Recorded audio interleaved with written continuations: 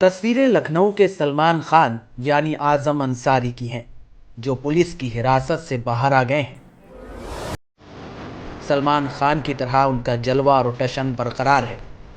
आप देख सकते हैं कि किस तरह से आजम अंसारी स्वैग के साथ पुलिस थाने से बाहर आ रहे हैं, मानो हिरासत से नहीं, किला फतह करके आ रहे हैं।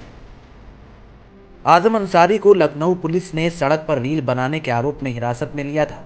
कुछ लोगों ने आजम अंसारी की शिकायत की थी कि आजम अंसारी के सड़क पर रील बनाने की वजह से जाम लग जाता है और लोगों को परेशानी होती है।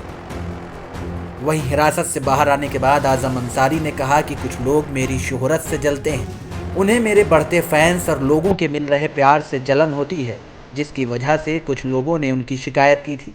उन्होंने कहा कि मैंने कुछ गलत नहीं किया है, ना ही वो रील बना रहे थे, बल्कि फैंस ने उन्हें देखकर रील बनाना शुरू कर दिया था।